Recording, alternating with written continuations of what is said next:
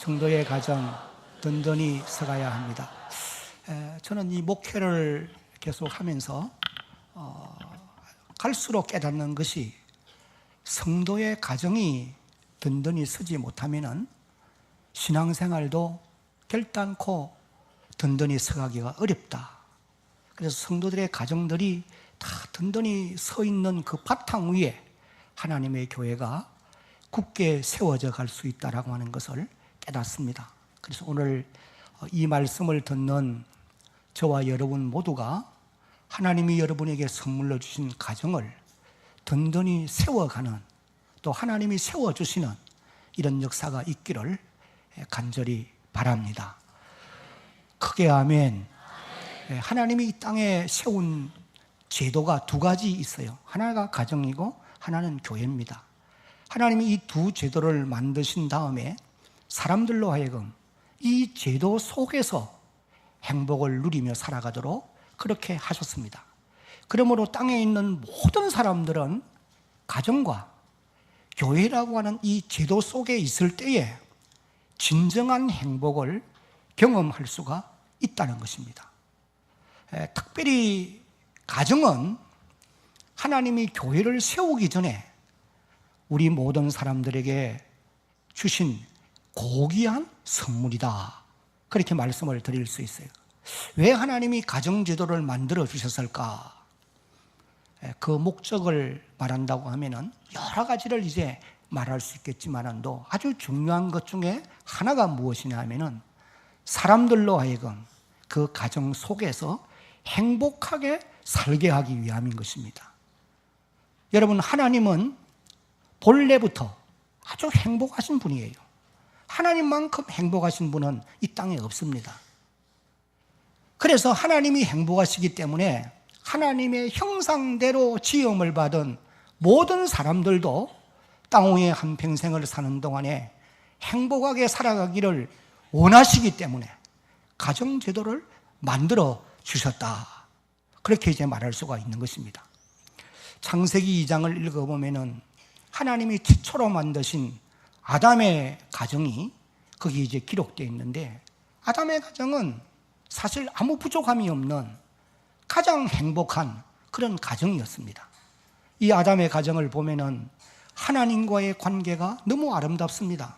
그래서 하나님의 말씀을 다 순종하며 살아요. 그 다음에는 또 가족 상호 간의 관계도 너무 아름답습니다. 창세기 2장 23절을 보면은 이 말씀 같이 읽어봅니다. 아담이 이르되 이는 내 뼈 중에 뼈요 살 중에 살이라. 이것을 남자에게서 취하여선저 여자라 부르리라 하니라. 여러분, 여기 내 뼈 중에 뼈요 살 중에 살이라, 이 말은 내 몸의 일부분이라 그런 뜻이죠. 그러니까 아무리 남녀가 진한 사랑의 고백을 한다 하더라도 이 고백보다도 더 깊은 사랑의 고백은 있을 수 없는 거예요. 그러니 사람과 사람과의 관계도 이와 같이 아름다운 가정이 그랬다는 그 말이죠. 그 다음에는 또 아담의 가정은 만물과의 관계도 참으로 아름다웠던 것입니다. 창세기 2장 20절을 읽어보면은 아담이 모든 가축과 공중의 새와 들의 모든 짐승에게 무엇을 주었다고요? 이름을 지어주는 거예요. 이건 뭘 말하느냐 하면은 모든 피조물들이 아담에게 순복을 하고 아담의 다스림을 받는다는 거예요. 그러니까 이 땅에 있는 모든 피조물들이 아담의 가정을 해되게 하는 일이 있을 수 없는 것입니다. 여러분, 오늘 이 땅에는 우리의 가정들을 해하는 무리들이 얼마나 많습니까? 그 다음에 또 이 아담의 가정은 가족들의 마음에, 각자 가족들의 마음에 염려와 두려움이 없습니다. 그래서 감사가 있고 찬양이 있는 그런 모습을 이제 우리가 볼 수 있어요. 하나님이 최초로 만드신 아담의 가정의 모습이 바로 이와 같다. 여러분, 하나님은 오늘도 이 땅에 살아가는 모든 사람들의 가정이 이런 모습으로 회복되어 가기를 원하고 계심을 여러분 믿으셔야 합니다. 하나님이 모든 이 땅의 사람들의 가정들이 이런 아담의 가정처럼 행복한 가정을 회복해서 살아가시기를 원하면서 하나님이 자신의 아들 예수 그리스도를 이 땅에 보내신 것입니다. 그래서 그리스도 예수를 통해서 가정들이 행복한 아담의 가정처럼 회복되어지기를 하나님이 원하고 계세요. 그러므로 여러분, 오늘 이 자리에 이 말씀을 듣는 저와 여러분들은 예수 그리스도를 통해서 한 걸음 또 나아가서 여러분들이 가지고 있는 그리스도 예수의 말씀인, 하나님의 말씀인, 기록되어 있는 이 성경 말씀을 통해서 여러분의 가정들이 아담의 가정처럼 행복하게 세워져 갈 수 있기를 예수님의 이름으로 축복합니다. 그런 축복이 여러분 모두에게 임하기를 참으로 바랍니다. 나는 우리 교회 성도들의 가정들이 정말 놀라운 하나님의 은혜로, 또 여러분의 수고와 땀으로 이런 아담의 가정을 본받는, 그래서 든든히 세워져 가는 이런 역사가 있어지기를 정말로 바라고 있어요. 가정들이 어려움을 겪는 모습을 보면 너무너무 마음이 아픈, 아마 여러분들도 다 그럴 거예요. 우리가 지금 살아가고 있는 이 시대는 여러 가지 면에서 위기의 시대라고 말할 수가 있습니다만은 특별히 가정의 위기의 시대라, 그렇게 말할 수가 있는 것입니다. 우리 사회가 당면한 현실을 살펴보면 가정의 위기라고 말할 수 있는 요인들이 여러 가지가 있어요. 가장 첫 번째는 우리나라의 이혼율이 OECD 국가 가운데서 1등이에요. 1등 할 걸 해야지. 네. 이 OECD 국가는 세계에서 그래도 경제적인 수준이 좀 나은 이런 사람들, 이런 그 나라들의 연합 아닙니까? 우리나라가 1996년에 이 OECD에 들어갔어요. 그러니까 그만큼 이제 경제적으로 부강한 나라가 되었다, 그런 이제 의미입니다. 그런데 우리나라 이 이혼율이 세계의 OECD 국가 가운데서 1위를 차지했는데 그 이혼의 연령이 중요합니다. 30대 후반에서 40대 초반이라는 거예요. 이때 이 연령층에 있는 사람들의 이혼이 왜 사회에 큰 영향을 미칠 수 있느냐? 이때는 어린 자녀들이 부모의 사랑을 흠뻑 받고 자라서 성숙한 인격의 사람들로 자라가야 할 때예요. 그런데 이제 이 아내와 남편이 부모가 갈랐음으로 인해서 인격 형성에 많은 상처를 주게 되어 있다는 거예요. 그러므로 인해서 나라의 장래가 염려되지 않을 수가 없다, 그렇게 이제 지적한 것을 볼 수 있습니다. 그 다음에 두 번째 요인은 가정의 폭력이 증가하고 있다는 거예요. 여러분, 예수 믿는 성도들의 가정이라고 예외라고 말할 수 없습니다. 나는 여러분의 가정들이 이런 어려움들을 겪는 일이 없기를 예수님의 이름으로 간절히 바랍니다. 이를 위해 노력해 가야 돼요. 그 다음에 이제 또 세 번째는 연일 보도되고 있는 폐륜, 살인거, 그리고 아동학대, 그리고 나아가서는 가정주부들의 게임 중독이나 성개방 풍토, 그리고 동성애자들이 계속 증가해 가고 있다는 이런 일들, 이런 요인들이 지금 한국의 가정들을 마치 풍랑을 만난 배처럼 흔들고 있다, 그렇게 이제 지적한 것을 볼 수가 있습니다. 여러분, 가정은 국가나 사회나 교회의 기본 단위라고 보면 됩니다. 이 기본 단위가 흔들리게 되면 그 위에 세워진 제도는 무너질 수밖에 없어요. 여러분, 집을 지을 때도 기초가 흔들리면 그 위에 아무리 아름답게 올려놓았다 하더라도 그것은 한순간에 무너지게 되어 있습니다. 가정은 모든 제도의 기본 토대라는 말이에요. 가정이 든든하지 못하면 그 위에 세워진 사회나 국가는 무너질 수밖에 없는 것입니다. 로마 제국의 세망사라고 하는 이런 책을 쓴 그런 책에서 보니까 그렇게 찬란한 로마 제국이 왜 패망했느냐?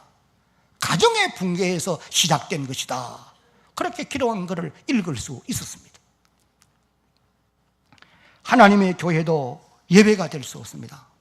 오늘 여기 예배를 드리는 우리 성도들의 가정들이 든든해야, 여러분의 가정들이 견실해야 그 토대 위에 이 하나님의 교회가 굳게 세워져 갈 줄로 여러분 믿으시기를 바랍니다.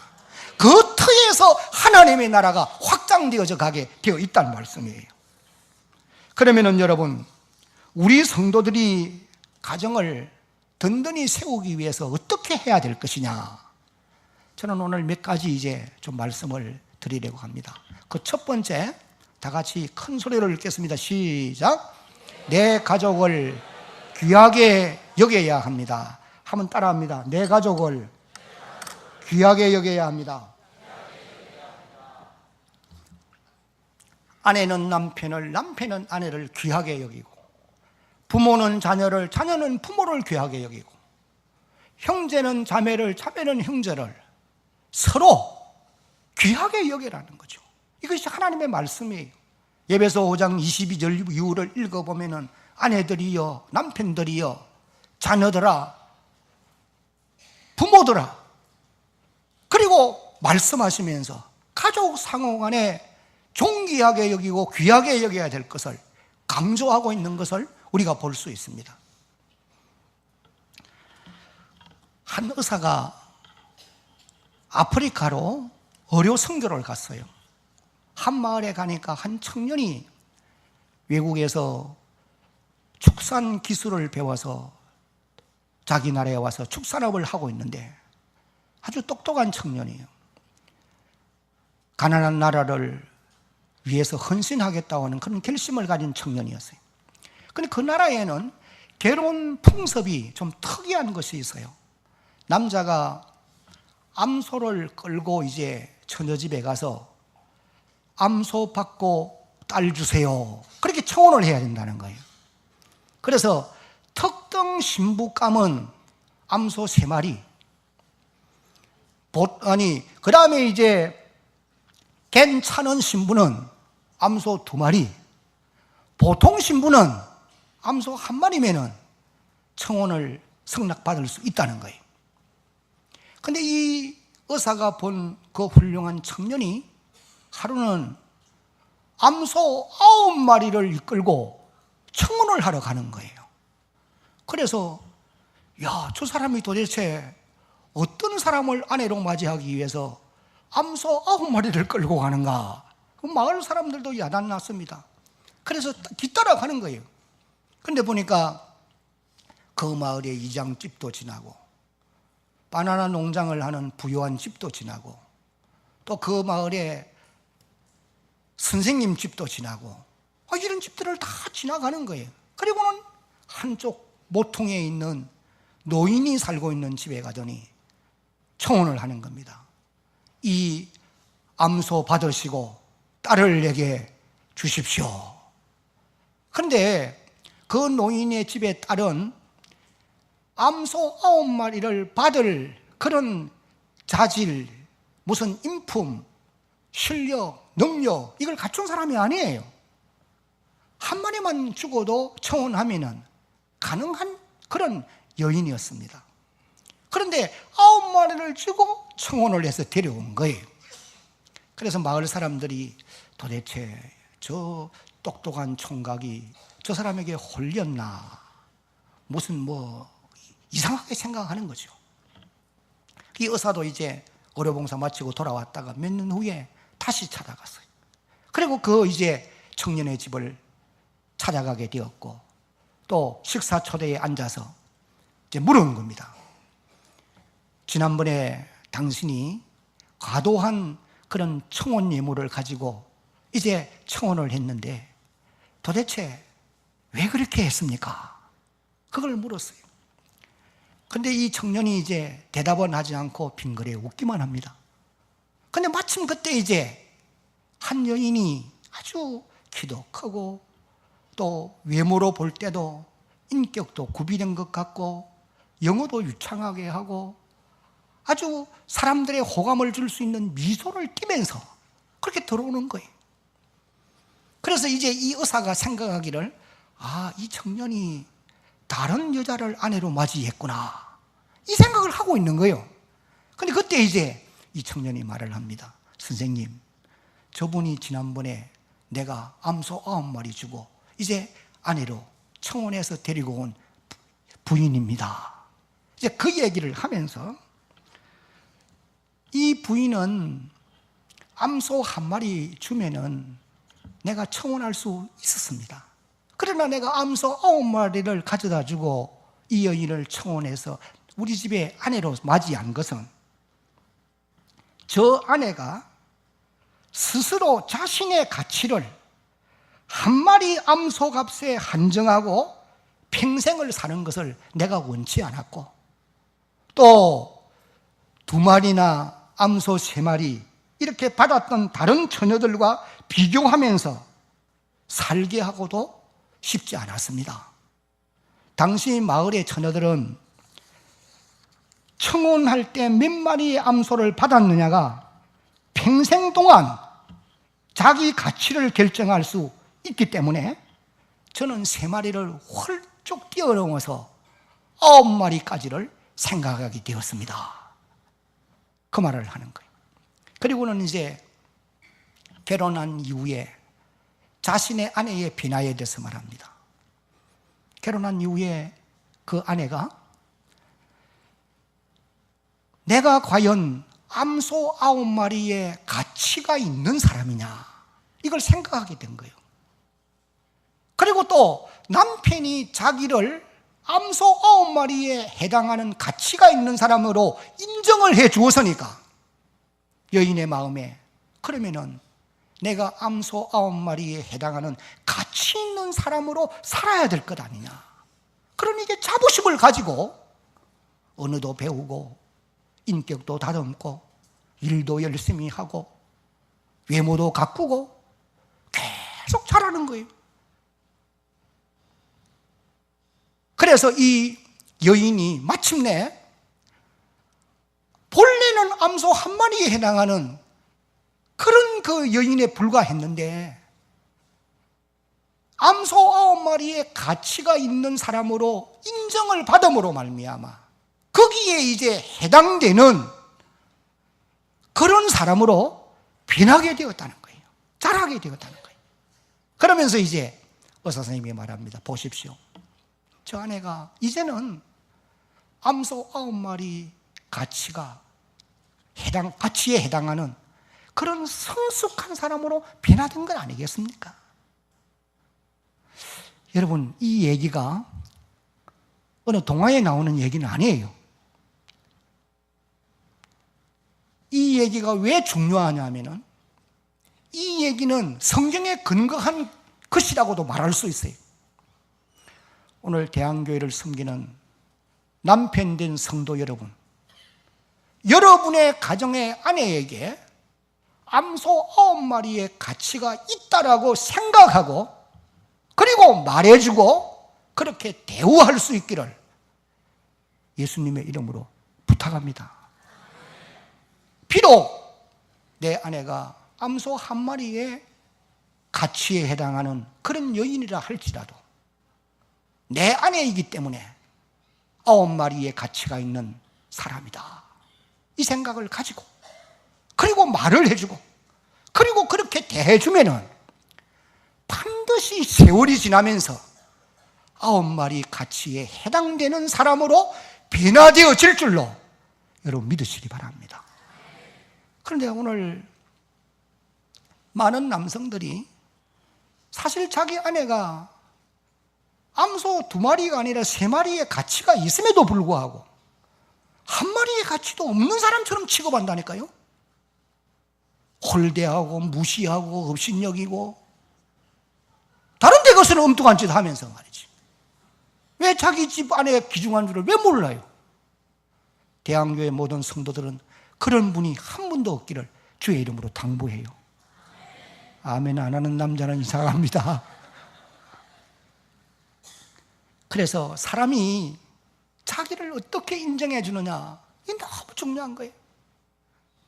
오늘 이곳에 예배를 드리는 부인된 성도 여러분, 여러분은 암소 9마리가 아니라 19마리의 가치를 가진 그런 귀한 분들인 줄로 생각하고 그런 자격에 해당하는 사람으로 여러분을 진보해 가도록, 여러분이 자라가도록, 성숙해 가도록 갈고 닦고 기도하고 은혜를 더 받고 인품도 성숙해 가고 외모도 가꾸어 가고 나이가 들어도 여러분의 마음이 젊은 것처럼 많은 사람들에게 영향력을 미치는 이런 하나님의 사람들이 되어지기를 주의 이름으로 축복합니다. 그리고 대한교회를 섬기는 사랑하는 우리 여성도 여러분, 여러분의 가정의 남편을 존귀하게 여기십시오. 좀 불쌍히 여기는 마음을 가지고 내 남편이기 때문에 여러분이 존경해야 돼요. 제가 결혼 주례할 때마다 이런 얘기합니다. 어떤 심리학자의 말을 인용해요. 전 세계를 지배할 만큼 능력이 있고 위대한 남성이라 할지라도 자기 가정에서 아내로부터 존경을 받지 못하면 그 사람은 결코 행복할 수 없다. 여러분 바깥에 나가서 큰 소리 치고 공중에 나는 새도 잡을 만큼 권세가 있고 실력도 있고 미모도 갖추고 다 했다 하더라도 자기 가정에 돌아와서 아내로부터 존경받지 못하면 그 사람 행복 못해. 행복하지 않아요. 그러므로 아내된 여러분들은 여러분의 남편을 귀하게 여기고 존귀하게 생각하고 그렇게 대해야 된다는 거예요. 이 성경의 가르침이에요. 어떤 목사님이 할머니들을 모아놓고 말씀을 전하고 이런 질문을 했어요. 할머님들 가운데 만약에 다시 태어나가지고 지금 살고 계시는 할아버지와 결혼하기를 원하시는 분 계십니까? 물으니까 대부분이 아니요! 소리가 커요. 그런데 딱 한 분 할머님이 손드는 거예요. 그 어떻게 귀한지 가서 물었습니다. 할머니, 할아버지가 그렇게 좋으세요? 물었어요. 그래 할머니 하시는 말씀, 내 말이 아니고 할머니가 한 말이에요. 그놈이 다 그놈이요 그러더래요. 말귀를 알아들었는지 모르는지 모르겠어요. 이 성경적으로 표현을 하면은 해 아래 새 것이 없다. 솔로몬이 한 말이에요. 해 아래 새 사람 없습니다. 여러분들이 이상적으로 그리는 사람이 있습니까? 그 사람들 다 죽었어요. 해 아래 새 것이 없어요. 그러니까 대등소이할 뿐이에요. 그러므로 여러분들이 서로 귀하게 여기며 살아가는, 그래야 여러분의 가정이 든든히 설 수 있는 것입니다. 풍파 없는 가정이 어디에 있어요? 세상 환란의 바람이 불어오지 않는 가정이 어디에 있어요? 바다 위에는 파도가 어제도 일어나고 오늘도 일어나고 있어요. 언제 큰 파도가 밀려올지 몰라요. 그러나 여러분의 가정들이 서로가 존귀하게 여기고 귀하게 대함으로 틀을 닦아 놓으면 어떠한 풍랑도 여러분의 가정을 흔들 수 없어요. 제가 언젠가 여보 당신의 의미를 한번 말씀해 드렸죠. 기억하는 분들이 몇 분 계실지 모르겠는데 잊어버리는 게 더 잘하는 거고, 한번 이제 띄워보겠습니다. 여보라는 말은 같을 여자예요. 같을 여자. 그리고 보배보자예요. 그래서 여보 그러면은 뭐가 같다? 당신은 보배와 같다. 그런 뜻이에요. 그 다음에 당신, 여보 당신 하잖아요. 그래서 당신이라는 표현은 짝을 말하는 거예요. 짝당자예요. 내 몸과 같다. 그런 뜻이라고 그래요. 그러니까 그 다음에 또 뭐예요? 마누라는 마주보고 누워라. 그런 말에 중말이라고 그래요. 옆에 내는 옆에 있네. 그런 말에서 왔다고 합니다. 제가 이 말을 드리는 이유가 무엇이냐 하면은 부부는 서로에게 가장 귀중한 보배라는 거예요. 서로에게 가장 귀중한 보배. 끝날까지 함께할 사람이라고 하는 것을 여러분 기억해야 됩니다. 세월을 살다가 보면은 다정한 친구도 떠나갑니다. 꼭 기억해야 돼요. 이웃도 바뀝니다. 일가 친척들도 떠납니다. 그리고 또 교우들도 배반하고 또 떠납니다. 저는 목회 이제 하면서 늘 실망스러운 것이 뭐냐면은 30여년을 함께 섬기던 성도들이 어떻게 그렇게 쉽게 떠날 수 있는가? 제가 그걸 느끼면서 내가 목회를 제대로 못한 것 같다 하는 그런 생각이 들 때가 있더라고요. 그러나 오늘 이 말씀을 내가 보면서 모든 사람이 다 떠날 수 있다. 심지어 자녀들도 여러분 곁을 떠날 때 옵니다. 떠날 수 있습니다. 그러나 분명한 것은 여러분의 아내, 여러분의 남편은 떠나지 않아요. 끝까지 함께 갈 사람인 것을 깨달으시기를 바랍니다. 그러기 때문에 아내는 남편을, 남편은 아내를 서로 귀중히 여기고 소중히 생각하고 그런 가정이 이제 환난의 바람이 불어오는 날에도 든든히 서갈 수가 있게 되어지는 것입니다. 전도서 9장 9절을 한번 같이 읽어봅니다. 시작. 내 헛된 평생의 모든 날 곧 하나님이 해 아래에서 내게 주신 모든 헛된 날에 네가 사랑하는 아내와 함께 즐겁게 살지어다. 그것이 네가 평생의 해 아래에서 수고하고 얻은 네 몫이니라. 크게 아멘. 이 말씀을 순종하며 살아가는 여러분들이 되기를 바라고, 그리고 또 한 걸음 나아가서 여러분의 가정도의 자녀들을 보는 시각도 좀 바꾸어 갈 수 있기를 바라요. 시편 127편을 읽어보면은 자녀는 여호와의 주신 기업이요 그랬어요. 여기 기업이라는 표현은 선물이라는 말이거든요. 하나님이 여러분들을 귀하게 보시고 여러분에게 주신 선물이 뭐냐? 자녀들이라는 것입니다. 그러니까 자녀를 귀하게 보고 이 자녀들을 하나님의 말씀으로 바르게 양육하기 위해서 노력해가는 그런 주의 백성들이 되어야 합니다. 이제 한번 따라하겠습니다. 내 가족을 귀하게 여겨야 합니다. 그래야 여러분의 가정들이 든든히 설 수 있다. 이것이 하나님이 우리에게 일러주는 말씀입니다. 에베소 5장 22절을 읽어보면 이걸 강조해주고 있어요.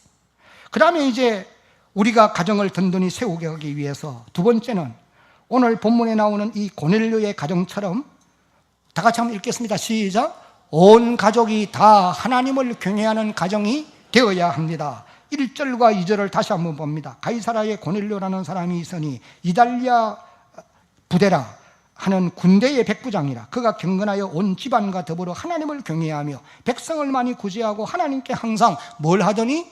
기도하더니. 여러분, 이 고넬료라고 하는 사람은 군인이에요. 백부장입니다. 직업상으로 볼 때에 그 당시로 말하면은 믿음 생활을 잘하기가 좀 힘든 그런 환경이에요. 그럼에도 불구하고 이 고넬료는 이방인이면서도 하나님을 경외하고 경건한 삶을 살았다. 경건한 삶을 산다는 말은 신앙이 돈독하다는 의미고, 하나님을 경외한다는 말은 하나님을 두려운 마음으로 섬긴다는 그런 의미의 말씀인 것입니다.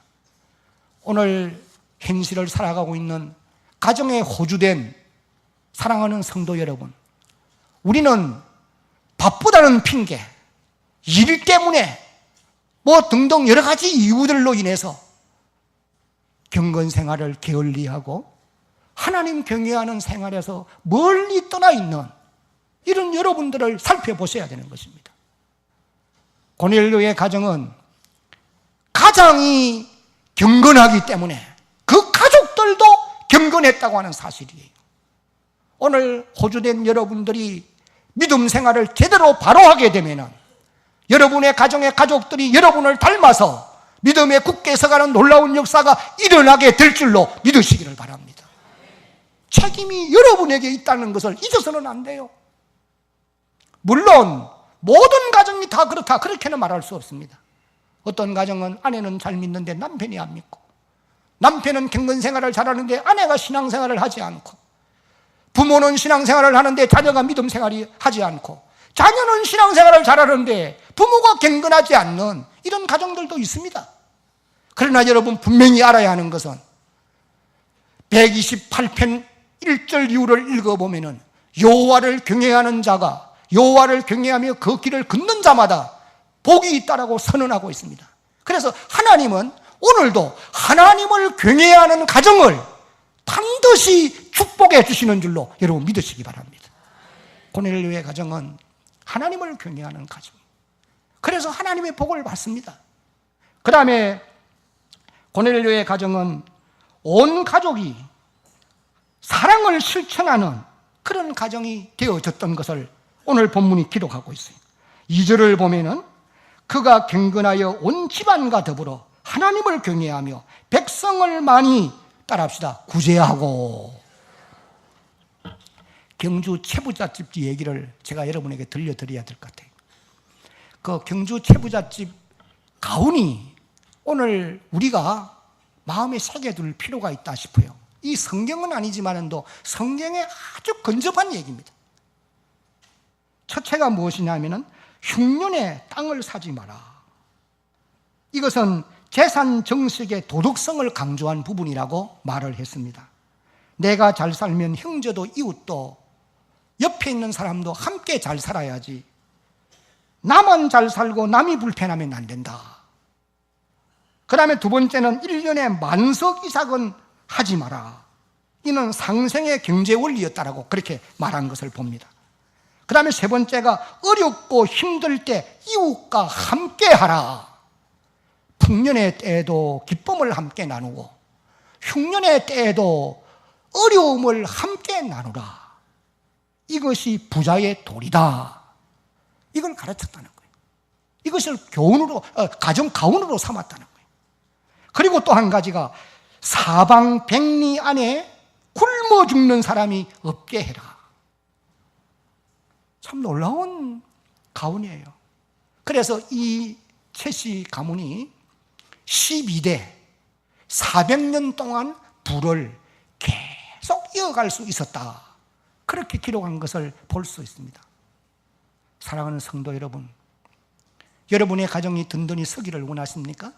자녀들과 함께 하나님의 사랑을 실천하며 살아가는 이런 삶을 살아가려고 노력하시기를 주의 이름으로 당부합니다. 마지막으로 우리의 가정이 든든히 서기 위해서는 고넬료의 가정처럼 다 같이 시작. 온 가족이 기도하는 가정이 되어야 합니다. 2절 하반절을 읽어보면 하나님께 항상 기도하더니 그랬습니다. 고넬료는 참 바쁜 사람이에요. 아마 여러분들이도 바쁘게 살지만은 고넬료도 바쁜 사람이에요. 그러나 기도하는 일을 계속했다라고 성경은 기록을 하고 있습니다. 오늘 우리가 살고 있는 사회가 바쁜 사회예요. 사회 구조가 그렇게 되어가고 있습니다. 그러나 여러분, 고넬료도 바쁜 사람이지만은 기도하기를 쉬지 아니했어요. 오늘 우리들도 마찬가지입니다. 아무리 바쁘다 하더라도 그것을 핑계로 해서 기도하지 않는, 이것은 안 된다는 거예요. 기도하지 않고 경건 생활을 우리는 할 수가 없습니다. 기도해야 하늘문도 열리게 되어 있고 하나님도 가까이 오시게 되어 있고 그러면은 하나님이 응답도 주시게 되어 있는 거예요. 고넬료는 항상 기도하는 사람이에요. 그랬기에 이제 하나님이 여기 이렇게 복을 주십니다. 3절입니다. 하루는 제9시쯤 되어 환상 중에 밝히 보매 하나님의 사자가 들어와 이르되 고넬료야 하니 고넬료가 주목하여 보고 두려워 이르되 주여 무슨 일이니까? 천사가 이르되 네 기도와 구제가 하나님 앞에 상달되어 어떻게 하신 바가? 기억하신 바가 되었으니 너는 베드로를 청하라. 그래서 베드로를 청해 왔습니다. 베드로를 통해서 가정과 가족과 일가 친척과 가까운 사람들이 한 집에, 고넬료의 집에 다 모여서 베드로를 통해서 하나님의 말씀을 듣습니다. 말씀을 들을 때에 그들에게 성령이 위로부터 오순절날 마가의 다락방에 임하듯이 그곳에 임하여 있는 말씀 듣는 모든 사람들을 위해 내려오신 거예요. 그래서 다 성령의 충만을 받았던 것입니다. 고넬료의 가정처럼 성령 충만한 가정이 참으로 복된 가정인 줄로 여러분 믿으시기를 바랍니다. 말씀을 맺겠어요. 성도의 가정 너무도 귀중해요. 우리 대한교회 모든 성도 여러분의 가정들 너무도 돈독히 합니다.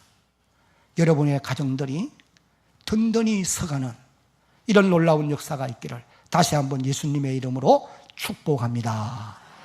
아멘.